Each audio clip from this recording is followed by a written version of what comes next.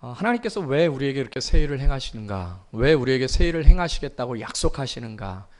그 이유가 21절에 기록되어 있어요. 21절. 왜 이렇게 새 일을 행하시는가? 같이 한번 읽겠습니다. 시작. 이 백성은 내가 나를 위하여 지었나니 나를 찬송하게 하려 함이니라. 할렐루야. 새 일을 행하셔서 뭘 하시려고? 하나님을 찬양케 하려고. 할렐루야. 그러니까 하나님이 우리를 지으신 목적이 하나님께 영광을 돌리고 하나님께 찬송을 하기 위함인데, 그 찬송을 하게끔 하는 그 과정에서 새 일을 주시겠다는 거예요. 새 일을 행하시겠다. 그 새 일들을 보면서 새롭게 인도하시고 새롭게 역사해 가시고 새롭게 만들어 가시는 하나님을 보면서 하나님을 찬송할 수 있는 존재로 우리를 만드실 것이다. 그래서 내가 너희들에게 새 일을 행할 것이라는 거예요. 여러분, 어떻게 하나님께서 이 본문을 통해서 보면 새 일을 행하시겠다고 약속을 하시냐면, 이스라엘 백성들을 절망에서 소망으로 옮기시겠다는 것입니다. 할렐루야. 이스라엘 백성들은 지금 소망이 없는 절망적인 상황이에요. 그들은 지금 모든 것을 빼앗기고 바벨론이라는 그 나라의 포로로 끌려가 있는 상태입니다. 그리고 그곳에서 노예 신분으로 살고 있는 거예요. 그들에겐 소망이 없죠.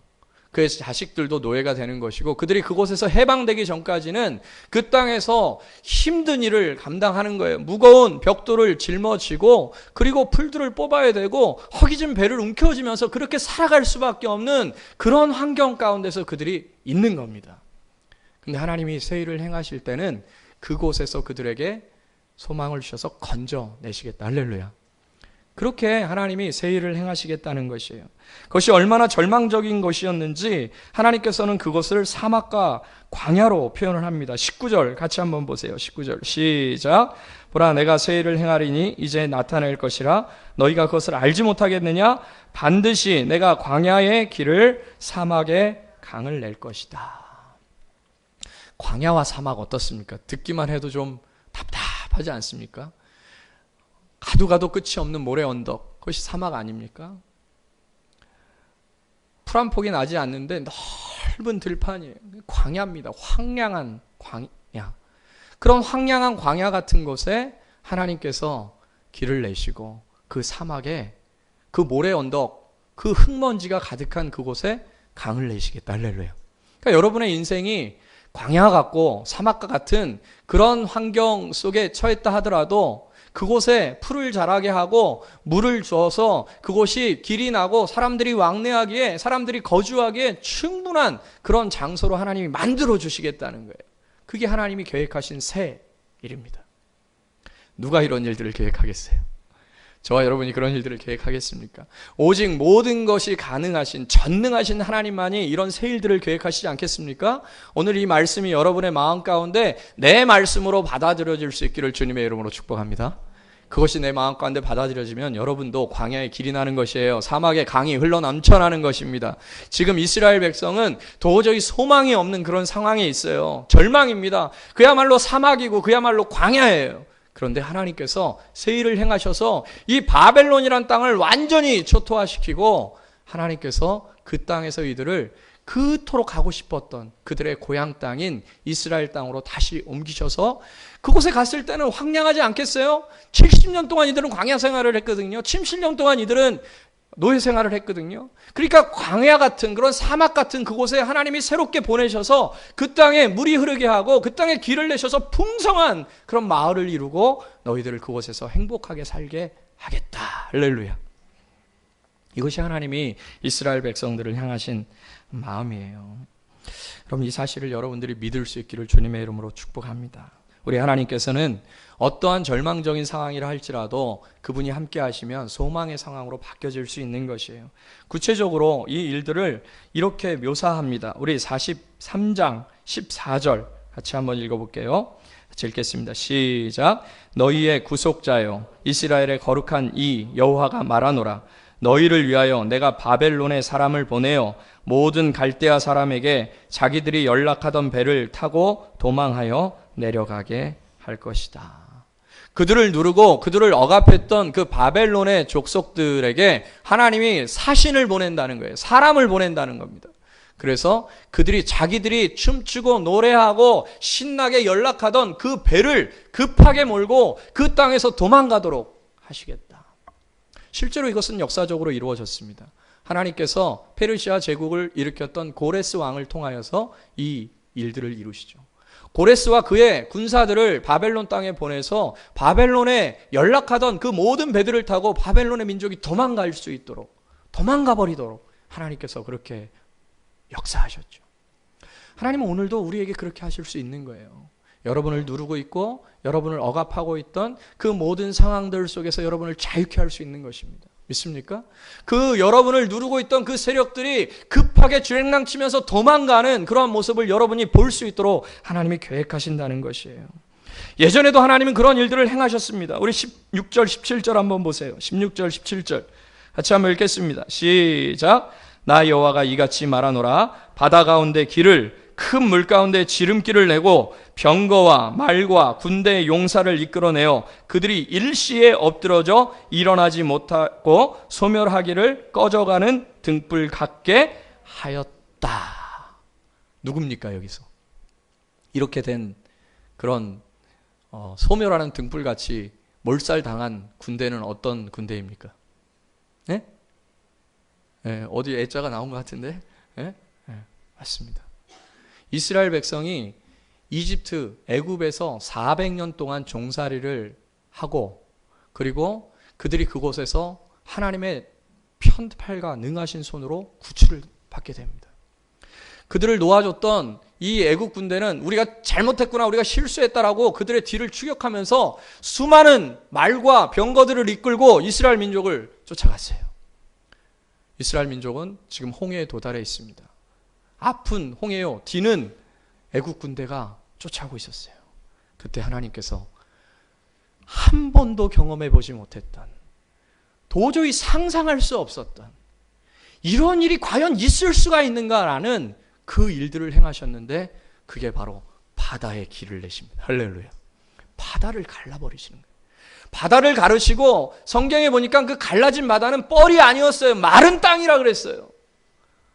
하나님께서 그 깊은 바다를 가르시고 그 땅을 말리시고 이스라엘 백성들을 통과하게 하신 후 애국 군대는 자기들도 통과될 거라고 생각했어요. 천만에요. 그들은 하나님의 은혜를 맛보지 못하는 자들입니다.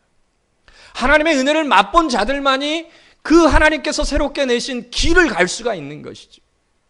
이스라엘 백성들은 그 길을 향해서 새로운 땅으로 전진해 갔고 이스라엘 백성들을 죽이려고 쫓아왔던 애국 군대는 그 갈라진 바다 한가운데 들어가서 천원 몰살을 당합니다. 그들의 말들이 히히히거렸을 것이고 그들의 마차는 부서져서 바닷물에 흘러갔을 것이에요. 그들은 소리 지르면서 살려달라고 외쳤을 것이에요. 그러나 하나님은 그들의 하나님이 아닙니다. 하나님은 이스라엘의 하나님. 바벨론 땅에 포로로 잡혀갔던 이스라엘 백성들은 전설처럼 들려왔던, 그들이 한 번도 경험하지 못했던 그 옛날 애굽 땅에서 이 이집트에서 구출을 받았던 그 이야기를 전에 들었을 것이에요. 그러면서 그들은 작은 신락 같은 소망을 갖지 않았겠습니까? 하나님, 그 옛날 이집트에서 우리 백성을 구원하셨듯 이 바벨론의 땅에서 우리도 좀 구원해 주십시오. 그 과거의 하나님은 죽으셨습니까? 그때 역사하셨던 그 하나님은 사라지셨습니까? 주님이 자신 있게 말씀하시는 거예요. 한번 보세요. 18절. 제가 눈이 잘 안 보여요. 18절. 같이 한번 큰 목소리로 읽겠습니다. 시작.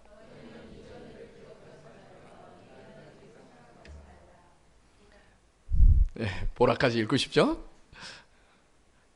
주님이 그래, 옛날 일로 기억하면서 너희들이 슬프고 가슴 아프고 그렇게 너희의 현재의 상황들을 볼 때 옛날 일이 이루어지지 않을 것 같아서 너무 고통스럽지. 그러나 그 일보다도 더 새로운 일을 내가 행할 거야. 상상할 수 없는 새로운 일을 내가 너에게 행할 거야. 예전에 바닷물에 빠져서 죽었던 그 애국 군대는 생각하지도 마라. 다른 새로운 일, 다른 방법으로, 다른 형태로 내가 너에게 새 일을 행할 거야. 나는 새 일을 행하는 것을 기뻐해. 그 새 일을 행함으로 말미암아 네가 나를 찬송할 수 있도록 나는 만들 거야. 할렐루야. 주님께서 새 일을 행하신 것은 이번엔 바다를 가르신 건 아니에요. 왜냐하면 그 바벨론에서 이스라엘 오는 데는 바다가 없어요. 바다가 없기 때문에 바다를 가르치진 않았어요. 주님은 생각지도 못했던 한 사람을 일으켜서 그 사람이 바벨론을 점령하게 하고, 그리고 그 사람이 유독 수많은 바벨론 제국이 점령했던 많은 민족 중에 유독 이스라엘 민족만 해방시켜버립니다. 이런 일이 어찌 일어날 수 있냔 말이에요. 그러면서 그 일을 경험하면서 이스라엘 백성들은 정말 하나님은 살아계시구나. 그리고 우리가 이사야서에서 살펴봤듯이 지금 수요예배 때 계속 이사야를 보고 있는데요. 주변의 국가들, 애굽이나 구스나 그런 주변 국가들이 정말 너희들은 하나님이 함께 하시는 자들이구나. 정말 너희들은 하나님께 버림받은 줄 알았더니 하나님이 함께 하시는구나. 할렐루야. 우리 교회가 그렇게 되기를 주님의 이름으로 축복합니다. 우리 교회가 버림받은 것 같습니까? 아무도 그냥 농담인데 웃질 않네요. 네. 하나님은 우리와 함께 하세요. 그리고 오늘 분명히 말씀하세요. 새 일을 행하신다. 그 새 일은 과거에 누구도 경험해 보지 못했던 또 다른 새로운 일이에요. 하나님은 창조적인 하나님이십니다. 하나님은 창조주예요. 하나님은 날마다 새로운 것들을 행하실 수 있는 분이에요. 그 새 일을 행하시는 하나님을 우리가 만날 수 있기를 예수님의 이름으로 축복합니다. 오늘 본문에 보니까 특별히 이런 놀라운 말씀이 있어요. 14절 15절에 보면 너희에라는 이스라엘에라는 그러한 어떤 소유격이 나오는데요. 이스라엘이나 너희나 동의어 아닙니까? 이것을 반복해서 하나님이 말씀하세요. 너희의 구속자다. 너희의 거룩한이다. 너희를 위하여.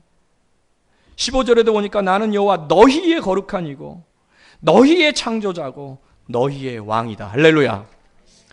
사실 이스라엘 백성은 바벨론 제국을 이길 힘이 없죠. 싸워서 어떻게 이깁니까? 그들은 아무런 무기도 없고 그들은 지금 쇠사슬에 묶여있는 상태예요. 그들은 싸울 수 있는 힘이 없습니다.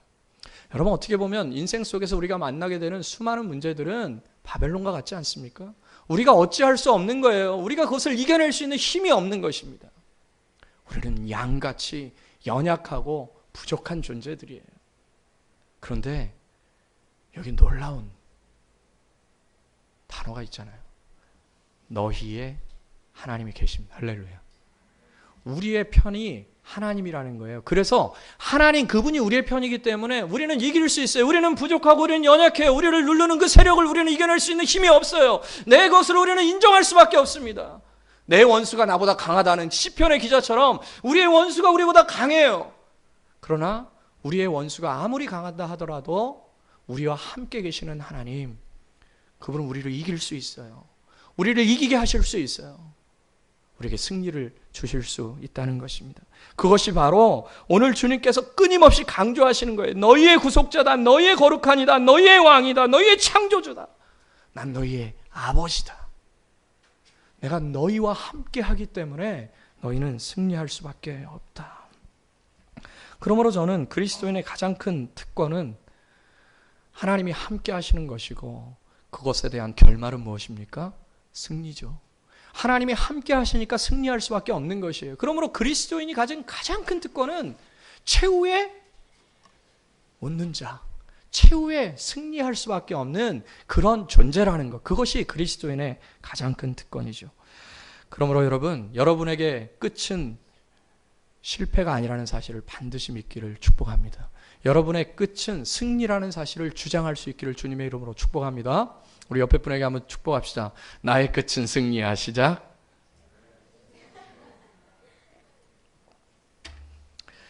여러분, 이 말씀을 평생 동안 여러분 마음 가운데 간직할 수 있기를 바라요. 예수님께서 내가 세상 끝날까지 너희와 항상 함께 있을 거라 그랬어요. 예수님은 다른 자들과 함께 있는 것이 아닙니다. 예수 그리스도를 마음 가운데 영접하고 그분을 자신의 주님으로 믿고 따르는 자에게 함께 하는 거예요. 우리의 원수는 우리보다 강할 수 있지만 우리의 대장 되신 예수 그리스도는 이 세상에서 가장 강한 분이에요. 그렇기 때문에 우리는 항상 승리할 수 있는 것이고, 그리고 그 승리가 우리 가운데 보장됐기 때문에 우리는 절망 중에도 기뻐할 수 있는 거예요. 낙심 중에도 찬송할 수 있는 것입니다. 그것은 신비예요. 왜요? 그리스도인들만 가질 수 있는 신비고 비밀입니다. 세상 사람들은 알지 못해요. 너 그렇게 어떻게 절망적인 상황에서 찬송을 하냐? 절망적인 상황에서 웃음이 나오냐? 우리는 웃음이 나올 수밖에 없어요. 왜요? 최후에 승리한다는 사실을 우리가 믿기 때문에 그런 거예요. 우리가 미쳤기 때문이 아니에요. 우리가 정신이 나가서 너무 힘들어서 머리가 어떻게 된 것이 아닙니다. 우리는 반드시 승리할 그 주님의 역사하심을 믿기 때문에 어떠한 상황 속에서도 찬송할 수 있는 거예요. 이 그리스도인의 특권과 신비가 여러분의 마음 가운데, 이 새벽교회 가운데 영원히 지속될 수 있기를 예수님의 이름으로 축복합니다. 제가 이 설교를 사실은 4월 29일 수요 예배 때 했어요. 그래서 4월 29일 수요 예배 때 온 사람은 어디서 저 설교 많이 들은 설교인데 또 설교하네. 불과 2달 전에 설교인데. 제가 사실은 그때 이 설교를 하면서, 여러분들은 뭐 다 까먹겠지만 설교하는 사람은 그게 기억이 나거든요. 막 그냥 흥분돼가지고, 세일을 행하신다. 광야의 길을 내신다. 할렐루야! 사막의 강을 내신다. 이게 하나님만 하실 수 있는 거지. 어떻게 사람이 할 수 있나. 그래서 막 흥분돼가지고 제가 막 설교를 했어요. 듣는 분들은 뭐 흥분이 잘 안 되신 것 같아요. 제가 보니까 뭐 그냥 아멘을 하시지만 저만큼은 아니었어요. 왜냐하면 저는 이 말씀을 설교하니까. 그러므로 설교자가 가장 큰 은혜가 있는 거예요. 설교자가 제일 은혜스러운 겁니다. 왜냐하면 말씀에 가장 가까이 있기 때문에 그래요. 그래서 4월 29일 날 이 말씀을 전하면서 제 마음에 막 소망이 넘쳐났었어요. 하나님이 우리 교회를 새롭게 하실 거구나. 하나님이 우리 교회를 정말 놀랍게 인도하실 거구나. 막 상상을 했어요. 광야의 길이 나는 거, 사막에 강물이 흘러 넘치는 거, 그 죽어있던 그 땅 속에 있었지만 그 겉이 너무 메마르고 죽어있어서 올라오지 못했던 그 씨앗들이 물을 받아서 점점 올라오고 큰 나무들이 이루고 군락들을 이루면서 그곳에 마을이 세워지고 그곳에 하나님을 높이는 그러한 모습들이 이루어지는 거.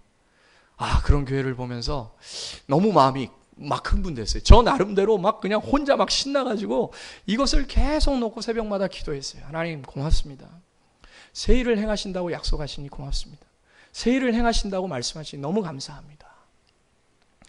그러면서 더더욱 그 기간에 어떤 것이 있었냐면 우리가 3월 그 말에 이제 필리핀을 준비하면서 필리핀 막 이제 끊고 저도 이제 필리핀을 가서 선교를 한번 처음으로 이 교회 개척해서 한번 나가봐야 되겠다.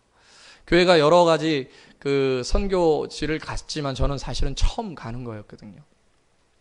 그래서 하나님께서 이 필리핀 단기 선교를 통해서 뭔가 일을 이루시고 막 하시겠구나. 그 시기에 맞물려서 또 저희 집이 이제 떡볶이 집을 했잖아요. 희한하게 떡볶이 집을 하면서 어떤 마음이 더 들었냐면 이게 어떻게 보면 뭐라 그래야 되나요? 그런 역으로 드는 그런 심리인지도 모르지만 제가 떡볶이 집을 하다 보니까 더더욱 교회에 대한 집착이 생기는 거예요. 이 교회를 정말 어떻게 해야 되겠다. 교회에 대한 어떤 열망이 너무 강력하게 제 마음 가운데 들어와서 떡볶이 집을 하기 전까지는 조금이었다면 떡볶이 집을 하고 나서는 조금의 반대말 많이 그런 마음이 드는 거예요. 그래서 그런 시기 때 또 이런 말씀을 주셨고 그래서 너무 마음이 뜨거웠어요. 더더군다나 선교를 준비하는 그런 과정 속에 뜨거웠어요. 근데 사실 필리핀 선교를 준비하면서 좀 힘이 들었습니다. 힘들었어요. 그렇지만 하나님께서 이 소망들을 주셔서 이 필리핀을 갔다 오고 나서 정말 교회를 완전히 리폼해야 되겠다. 이 교회를 완전히 개혁해야 되겠다. 직분자도 새로 세우고 하나님 앞에서 아름답게 모든 것들을 이뤄가야 되겠다. 그 마음이 너무 간절했어요. 왜? 상황은 어려울 수 있고 상황은 어지러울 수 있지만 상황은 별로 그렇게 될 것 같지 않은 상황처럼 보이지만 전능하신 하나님이 나와 함께 계시니까 그 모든 것들을 할 수 있다라는 그 믿음이 제 안에 충만하게 있었어요. 여러분 없습니까? 주님 앞에 이런 충만한 마음으로 선교를 준비했어요. 최소한 선교를 떠나기 전전날까지. 제가 지난주에 오늘 중요한 이야기를 한 가지 말씀을 드린다고 했는데 여러분이 놀라지 않으셨으면 좋겠고 또 흔들리지 않으셨으면 좋겠어요. 그렇게 선교에 대한 비전들을 갖고 세일을 행하시는 하나님에 대한 생각들을 가지고 계속 기도했습니다. 하나님, 이 교회를 향한 하나님의 뜻들을 보여주시고 어떻게 인도하시든 하나님께 순종하겠습니다. 하나님, 이 교회를 향하신 하나님의 비전들을 보여주십시오. 그렇게 계속 기도했어요. 근데 여러분, 선교 전날 여기 뭐가 없죠? 십자가가 깨지는 사건이 벌어졌어요. 그 깨트린 장본인은 우리 하민입니다. 이 막내 놈이 그때 선교 연습한다고 이제 막 그 월십하고 막 그럴 때 이렇게 손으로 드르륵 했나 봐요. 이렇게 굴곡이 져 있잖아요. 손으로 드르륵 했는데 이게 사실 깊게 박아놨거든요. 저게 이제 굉장히 무거우니까 제가 박아놓은 건데 제가 박아서 떨어놨는지 아무튼 깊게 박아놨는데 드르륵 하면서 톡 떨어져 버린 거예요. 떨어지면서 그 십자가 깨진 조각을 제가 그때 기억하기는 오후 한 4시 정도 된 것 같아요. 주일날 오후 4시, 우리가 월요일날 출발했으니까 사무실에 이렇게 목양실에 앉아 있는데 우열 전도사랑 하민이가 깨진 십자가를 들고, 처음에는 깨진 십자가 안 들고 막 얼굴이 사색이 돼서 들어왔어요. 그 깨진 십자가를 보면서 저는 그런 마음이 들었어요. 하나님이 다른 세일을 갖고 계시구나. 다른 세일을 계획하고 계시는구나. 그 다른 세일은 제가 꿈꿔왔던 그 세일과는 좀 다른 것이었습니다. 하나님이 세일을 행하시는 것은 분명하지만 제가 꿈꾸는 세일과는 조금 달랐어요. 그러나 저는 유한되고 저는 무지하고 저의 아무리 큰 지혜라 할지라도 하나님이 갖고 계신 무지함보다 못한 것이 우리 인간 아닙니까? 저는 주님을 신뢰해요. 주님이 갖고 계신 그 세일에 대한 비전과 그 세일을 통해서 광야의 길을 내시고 사막의 강을 내신다는 그 말씀은 변함이 없어요. 그러나 그것을 그 깨진 십자가를 봤을 때 내가 갖고 있는 그런 세일과는 다른 세일을 계획하시는 하나님을 보게 된 거예요. 그리고 하민이가 우리 우열 전도사랑 이제 차를 타고 둘이 가는데 하민이의 입장에서는 이제 뭐 깨트린 그거가 민망하니까 이제 우리 그때 그 최은우 집사님도 그날 우리 집에서 같이 식사를 했기 때문에 깨진 십자가를 아마 봤을 거예요. 하민이가 이런 얘기를 하는 거예요. 신호 대기 중에 딱 이렇게 있는데 깨진 십자가를 손에 들고 저에게 이런 말을 합니다. 아빠, 모세가 얘가 왜 모세를 알아? 모세가 하늘에서 십계명을 받고 내려와서 깨뜨렸잖아. 이 십자가도 그 깨진 거랑 똑같은 거 아니야? 그리고 모세가 다시 십계명 받으러 올라갔잖아. 그렇게 얘기를 하더라고요. 근데 저는 그것을 주님의 음성으로 들었어요. 주님이 나에게 주시는 음성이구나. 교회는 여기까지다. 정확히 얘기하면 저의 사역은 여기까지다. 그렇게 저는 해석을 했어요. 왜냐하면 계속해서 그것을 위해서 기도해왔고 하나님의 인도하심을 구했고 하나님의 인도하심을 이 필리핀 갔다 오고 나서 새롭게 하려고 했어요. 그리고 그것에 대한 하나님은 저에게 너무나도 순수하고 깨끗한 그러한 마음이었다는 것을 알고 계실 거예요. 그와 마찬가지로 그 십자가가 깨진 것을 본 순간, 그리고 그 소리를 들은 순간 저에겐 그냥 그런 생각이 들었어요. 거짓말 같게도 여기까지 하나님이 나에게 사명을 주신 것이구나.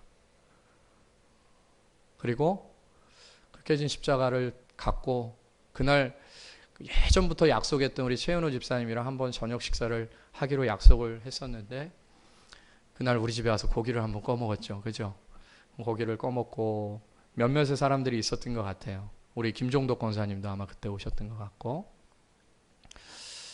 고기를 꾸면서 계속 제 마음은 사실은 깨진 십자가에 대한 생각으로 있었고, 그리고 집사람은 어린이집 반찬을 사고 조금 늦게 들어왔어요. 근데 집사람이 하민이가 갖고 놀고 있는 크리스탈 번쩍번쩍거리는 그 십자가를 보고 저랑 동일한 마음을 품은 거예요. 왜냐하면 같이 기도했기 때문에.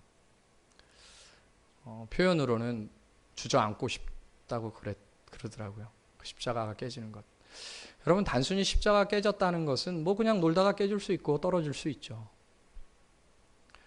그렇지만 우리가 기도해 왔고 주님의 뜻을 구했고 하나님께서 말씀하실 것을 기다렸어요. 그 과정에서 십자가가 떨어지는 일이 있었고 그 상황 속에 하나님의 뜻에 순종해야 되겠다는 마음을 가졌어요. 여러분, 여러분에게도 마찬가지겠지만 저에게는 이 세빛교회가 저의 목숨과도 같아요. 저는 주님이 그만하라 그러면 언제든 그만해야 되는 존재예요. 그것에 대해서 항상 마음에 준비했습니다. 항상 단서를 붙였어요. 주님이 그만두라면 그만둬야지. 힘들 때도 있었고 어려울 때도 있었지만 단 한 번도 내가 그 힘듦으로 인해서 나가야 되겠다, 그 힘듦 때문에 그만둬야 되겠다고 생각한 적은 없어요.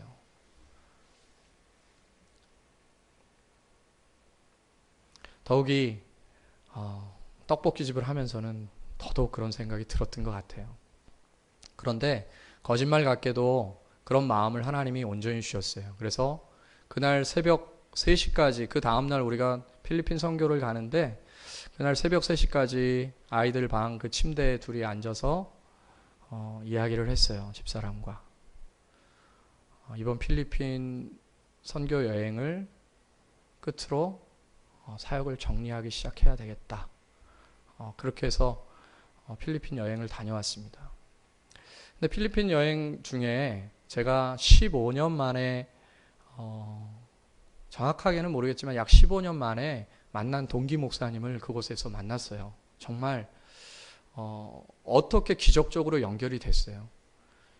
15년 동안 연결이 되지 않았다가 필리핀 가기 얼마 전에, 며칠 전에 연결이 돼서 그 목사님하고 만날 수가 있었어요. 그 목사님은 사실은 그렇게 친한 목사님도 아니었고 그냥 동기였지만 반갑게 그곳에 와서 이야기를 했습니다. 부부 선교사님이 오셨는데 그분들하고 한 2시간 정도 이야기하는 과정에서 제 마음에는 큰 확신을 갖게 됐어요. 이상하게 들릴지 모르지만 그분들도 열심히 교회를 사역을 하다가 하나님의 인도하심에 따라서 그 땅으로 가셨는데 그 계기가 뭐였냐면 현판이 없어졌어요. 교회 현판이. 어느 날 갑자기. 그분들도 그런 마음을 가졌대요. 제가 고백한 대로 그렇게 고백하더라고요. 정말 교회를 위해서 새롭게 모든 것을 바쳐서 하려고 마음 먹던 차에 어느 날 교회를 갔는데 현판이 사라져 버린 거예요. 그리고 그때 주님께서 이렇게 말씀하시는 것으로 들었다는 거예요. 자, 사역은 여기까지고 새로운 일을 행하라. 제가 그 소리를 듣는데 저에 대한 사정을 전혀 모르시는 분들이에요. 그 소리를 듣는데 정말 소름이 쫙 끼치더라고요. 그리고 저는 그렇게 매칭을 시켰습니다. 아, 현판과 십자가가 같은 의미구나. 그렇게 저는 거기서 어떻게 보면 주님께서 주신 확신들을 가지고 새로운 마음을 가졌어요. 그리고 필리핀 선교는 아주 좋았습니다. 은혜로웠고 마음에 뿌듯했어요. 그러나 저 개인적으로는 하나님이 그 땅으로 저를 부르신 이유는 새빛교회 팀을 이끌고 가서 어떤 사역들을 이루는 것만 있었던 것은 아니고 저에게 말씀하시고자 한 하나님의 일이 있었어요. 그리고 나중에 기회가 되면 좀 더 자세히 말씀드리겠지만 그 시점에 또 하나님은 다른 곳에서 일을 하고 계셨어요. 그래서 저는 제가 지난주에 말씀드린 대로 오늘 중요한 이야기를 한다는 것이 바로 그것입니다. 제가 만약에 교회에 대한 어떤 절망적인 상황들 속에서 내 마음에 도저히 교회 사역들을 하고 싶지 않다는 생각 속에서 일들을 했다면 저는 참 참담한 심정으로 여러분에게 이야기를 했었을 것이에요. 그렇지만 저는 교회에 대한 마음들이 충만했었고 그리고 그것에 대해서 내 한 목숨을 다시 한번 바쳐서 교회를 리폼해야 되겠다. 교회를 개혁시켜야 되겠다는 마음이 충천해 있었어요.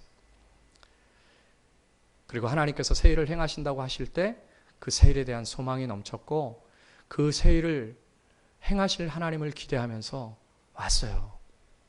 그리고 저는 말씀드린 대로 그 새 일을 행하실 하나님에 대해서 포기하진 않습니다. 그분이 갖고 계신 새 일은 이것이었어요. 우리는 잘 몰라요. 우리는 무엇이 옳은 것인지 무엇이 바른 것인지 잘 알지 못합니다. 다만 양된 우리의 입장에서 우리가 생각해야 되는 건 단 하나예요. 주님의 인도하심을 잘 보는 것이고 그 인도하심에 순종해 가는 것입니다. 그럴 때 우리는 하나님의 새 일 속에 들어갈 수 있고 그 새 일이 나에게 적용되어서 은혜롭게 그것을 누릴 수가 있는 것이죠. 그래서 저는 여러분들이 많이 놀라셨을 것 같은데 저는 사역들을 정리하기를 원해요. 우리가 그것이 하나님께서 이 교회를 향하신 뜻이고 하나님께서 원하시는 것이라면 그리고 그렇게 될 때 이 교회는 더욱더 아름다운 교회로 나아갈 것이라고 저는 확신해요. 바뀐 것은 없습니다. 하나님도 계시고 예수님도 계시고 그분은 새 일을 계획하시는 것뿐이에요. 그리고 이곳에 제가 10년 동안 목회를 할 수 있도록 허락하셨고 그리고 또 새로운 사람을 하나님이 허락하실 거라고 봐요. 여러분의 마음이 어떠한 불안한 마음 속에 있는지 또 어떠한 배신감을 느낄 수 있는지 저는 잘 압니다. 그러나 우리가 그런 마음을 갖지 맙시다. 어저께 장석희 목사님하고도 통화하고 그랬는데요. 이분도 너무 놀라셨어요. 제가 처음 얘기한 거예요. 오늘 교회 이야기하기 전에 그분도 아셔야 되기 때문에. 그러면서 같이 이야기하면서 이런 이야기를 나누었습니다. 하나님이 인도하신 것이라면, 하나님께서 인도하신 것이라면 순종하는 것이 맞다. 여러분, 성경 속에서 하나님의 인도하시는 것 속에 기쁨으로 순종할 수 있는 영역은 단 하나도 없어요. 왜요? 그분의 인도하심의 길은 우리의 타락된 욕심이 걷는 길과는 다른 길이기 때문에 그래요. 요나도 하나님의 말씀에 순종하여 니느웨로 갔어야 됐지만 하나님의 말씀이 그에게 들렸을 때 그는 거부감이 들었고 싫었어요. 원치 않았고 그는 다시스로 도망갔습니다. 그러나 그는 결국 니느웨로 순종할 수밖에 없는 상황들이 되었어요. 그렇습니다. 우리가 하나님 앞에 세일을 맞을 수 있는, 하나님이 계획하신 그 세일을 경험할 수 있는 유일한 우리의 액션은 순종이에요. 그분께서 인도하시는 그 길에 순종하는 것입니다. 내가 그분께 청사진을 들이밀고 설계도를 들이밀면서 하나님 이렇게 세일을 행하실 것이죠 라고 계획하는 것이 아니에요. 하나님께서 우리를 향하신 그 계획 속에 우리는 순종해 가는 것입니다. 저는 그 순종의 본을 여러분에게 보이려고 하는 것이에요. 새벽교회를 떠난다는 것은 저에겐 죽음과도 같습니다. 새벽교회를 떠난다는 것은 저에겐 자살하는 것 같아요. 그러나 저는 순종의 본을 보이길 원합니다. 주님께서 십자가를 떨어뜨리시면서 말씀하신 것을 저는 받아들이길 원하는 거예요. 이 교회는 여러분에게 달려 있어요. 물론 하나님께서 이 교회를 세워가실 것이죠. 언제나 제가 말씀드렸죠. 수도 없이 이 교회의 주인은 제가 아니에요. 이 교회의 주인은 바로 여러분 한 사람 한 사람이에요. 제가 나간다 할지라도 이 교회는 건실해질 수 있어요. 여러분이 이 교회의 주인이기 때문에 그래요. 흔들리지 말고 한 사람 한 사람이 최선을 다해서 이 교회를 세워간다면 우리가 아까 기도했듯이 빈자리들이 채워지게 될 것입니다. 하나님께서 새 일을 행하시는 일들을 우리가 맛볼 것이에요. 제가 어느 곳에 있든지 저는 이 교회와 연결되어 있을 것입니다. 그렇다고 이 교회에 간섭한다는 것은 아니에요. 이 교회와 함께 할 것이고 이 교회의 모습을 볼 것이에요. 우리가 함께 그것을 만들어 갔으면 좋겠어요. 흔들림 없이. 여러분도 저처럼 하나님께서 말씀하시는 것에 순종하면서 내 기분에 따라, 내 생각에 따라 에이, 나도 그럼. 그렇게 안 됐으면 좋겠어요. 만약에 우리가 나도 그럼이었다면 이 자리에 앉아있을 사람이 누가 있겠어요? 이 교회를 오래 다녔던 사람은 더 잘할 것이에요. 에이, 그럼 나도. 그럼 이 자리에 앉아있을 사람이 누가 있어요? 이 강대상에 서 있을 사람이 누가 있겠어요? 그러나 우리는 에이, 나도가 아니에요. 주님께서 나에게 말씀하시는 대로 오랜 기도 속에 하나님께서 나에게 응답하시는 대로 그렇게 순종한다면 여러분, 우리 교회는 새 일을 행하시는 하나님을 만날 거예요. 새 일을 행하시는 하나님을 경험하게 될 것입니다. 우리 모두 함께 다 기뻐할 것이에요. 여러분, 이런 사례가 성경에 없는 것이 아니에요. 성경에서 가장 훌륭한 교회 중에 하나인, 모든 교회가 모델로 삼고 있는 교회 중에 하나인 안디옥 교회는 그 교회 담임 목사인 바울을 성령의 인도하심에 따라 파송했어요. 그리고 그들은 흔들리지 않고 굳건하게 바울이 없다 할지라도 그 교회를 세워가며 초대교회의 가장 훌륭한 교회로서 그 교회를 건실하게 세워갔어요. 무명의 그 성도들이 바로 여러분들 아닙니까? 바로 여러분들이 이 교회를 세워갈 수 있는 한 지체고 주인이 되어줬으면 좋겠어요. 그래서 우리 모두 이 새빛교회는 진정으로 하나님의 말씀에 순종하는 교회, 다른 어떤 세속적인 생각이나 인간적인 계획들이 횡행하는 그런 교회가 아니라 이 땅의 수많은 교회들이 최소한 겉으로 볼 때는 목사 한 개인의 열망과 야망을 성취시키는 그러한 교회가 아니라 최소한 겉으로 볼 때는 건성으로 형식적으로 예수 그리스도를 따르는 교회가 아니라 최소한 이 새빛교회만큼은 어떠한 손해가 있다 할지라도 어떠한 상경이 있다 할지라도 어떠한 인도하심이라 할지라도 주님께서 인도하시는 대로 그렇게 순종하는 교회였으면 좋겠어요. 그렇게 하나님 나라의 유명한 교회로. 솔직히 여러분 좀 얼굴을 좀 푸시고 솔직히 사실 두려워요. 무섭고 제 나이 46입니다. 제가 이 교회를 떠나서 무엇을 하겠어요? 저의 온 생을 바친 곳이에요. 아니, 이 교회는 10년이지만 저는 이 교회를 위해서 존재했어요. 저는 끊임없이 기도했어요. 개척할 수 있게 해달라고. 너무 무섭고 두려워요. 제가 37살 때 이곳을 개척했지만 46이 된 지금은 너무 마음이 약해져 있나 봐요. 그때는 진짜 멋모르고 막 들이밀고 막 했는데 좀 많이 약해졌어요.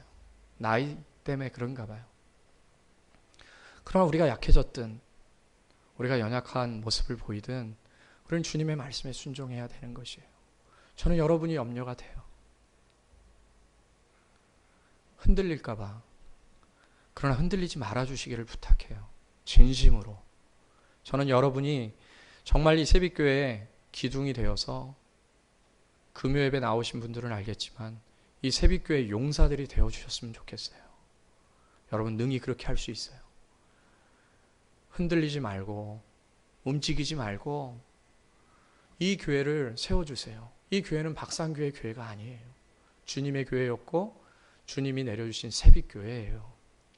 제가 있지 않더라도 아무 문제가 없어요. 주님이 계시기 때문에 그래요. 여러분이 그 마음들을 품고 나아간다면 저는 새 일을 행하실 하나님을 분명히 저와 여러분이 함께 목도하게 될 것입니다. 이 자리가 가득 차는 것을 볼지도 몰라요. 아니, 그런 표면적인 것을 이야기하는 것이 아니에요. 저는 여러분이 성장하는 것을 볼 것이에요. 지금도 많이 성장했겠지만 여러분이 더 자라나는 것을 볼 것이에요. 정말 박상규 목사만큼 자라날 것을 볼 것이에요. 제가 여러분보다 객관적으로 잘난 것은 없지만 최소한 신앙적인 영역에서 그렇게 볼 수 있다면, 아니면 저를 더 뛰어넘어 예수님처럼 여러분이 될 수만 있다면 저는 그것이 꿈이에요. 내가 죽지 않는 한 여러분과 관계가 있지 않겠어요? 제가 이 교회를 떠난다고 여러분과 관계가 끝나지는 않을 거예요. 저 그런 매몰찬 사람은 아닙니다. 여러분이 자라나는 것을 보고 싶고 여러분이 진짜 그리스도의 용사가 되는 것을 보고 싶어요. 그렇게 해주셨으면 정말 좋겠어요. 저의 일정을 좀 말씀을 드리면 저는 7월 말까지 설교 사역을 마치려고 합니다. 2주 정도 더 설교를 하고 이곳에서 사역을 마치려고 하고 8월 말까지 행정적인 부분을 인수인계할 거예요. 기도해 주세요. 그리고 여러분의 요청이나 여러분의 어떤 부분들이 있다면 그 부분들을 수용해서 진행시켜 갈 거예요.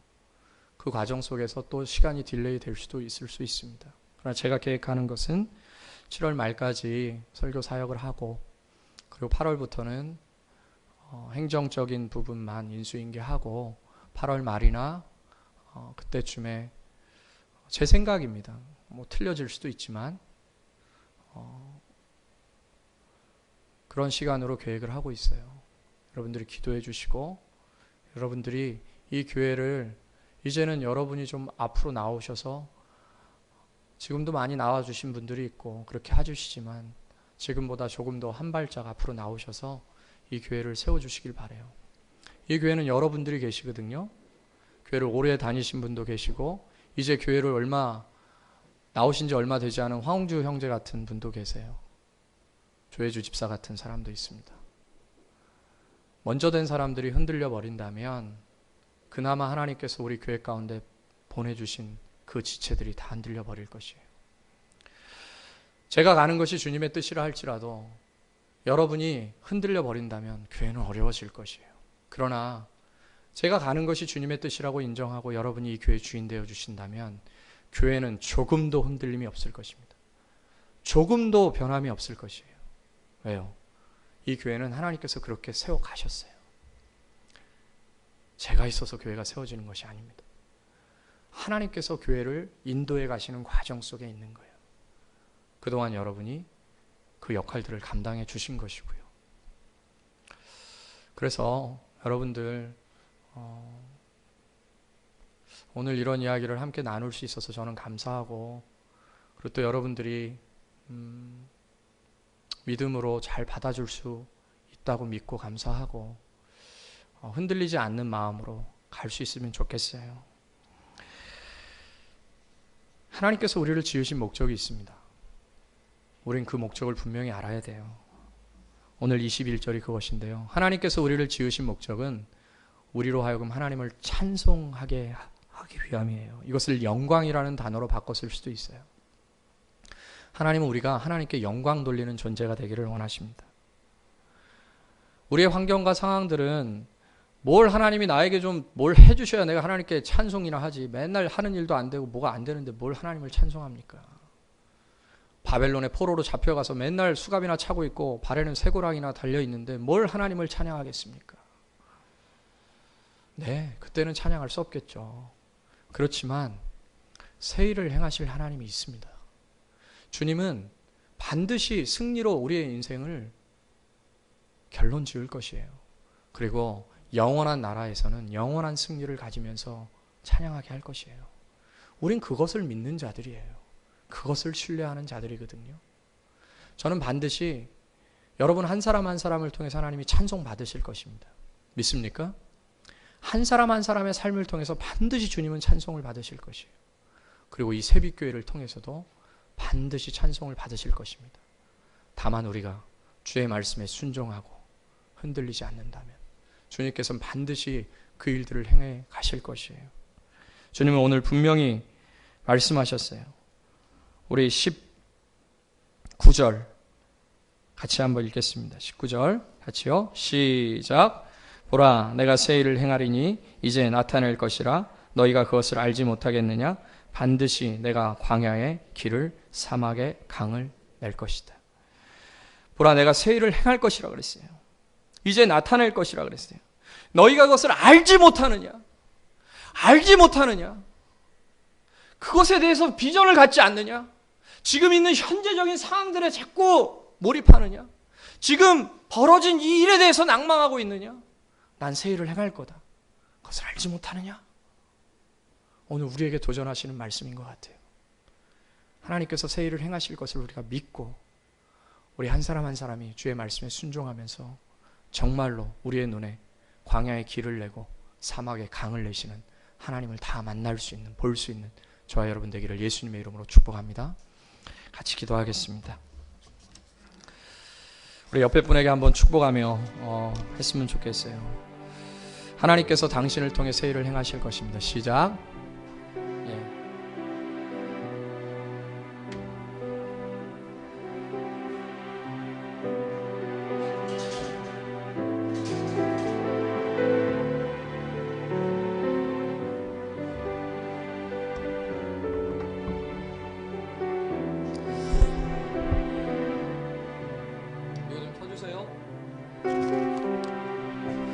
그렇습니다, 여러분. 우리가 우리의 가는 길을 다 알 수가 없죠.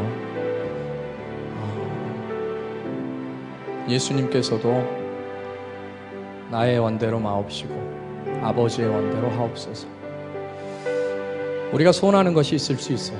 그러나 우리의 소원보다 주님의 계획은 더 큽니다. 그렇게 우리가 주님의 계획을 신뢰하면서 우리 자신을 맡겨드립시다. 여러분의 생을 맡겨드립시다. 주님께서 반드시 여러분의 생을 통해서 새 일을 행해 주실 것이고 찬송을 받으실 것이에요. 우리 찬양하면서 믿음으로 주님 앞에 한번 고백했으면 좋겠고, 우리 교회를 위해서도 한번 기도했으면 좋겠어요.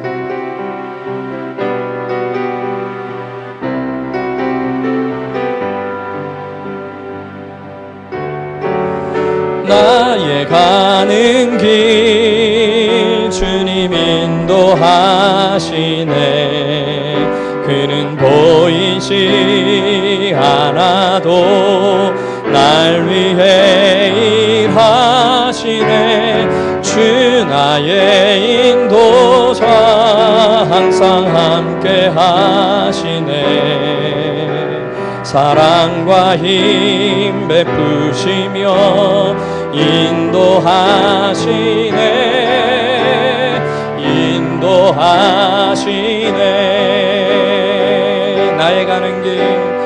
나의 가는 길 주님 인도하시네.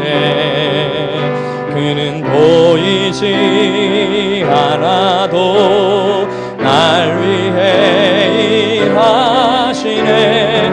주 나의 인도자 항상 함께 하시네.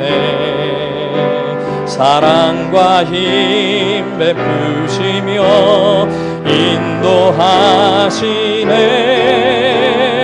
인도하시네. 광야의 길을 만드시고 날 인도해. 사막의 강 만드신 것 보라. 하늘과 땅 변해도 주의 말씀 영원히 내 삶 속에 새 일을 행하리. 아멘. 나의 가는 길 주님 인도하시네. 그는 보이지 않아도 날 위해 일하시네. 주 나의 인도자 항상 함께 하시네. 사랑과 힘 베푸시며 인도하시네.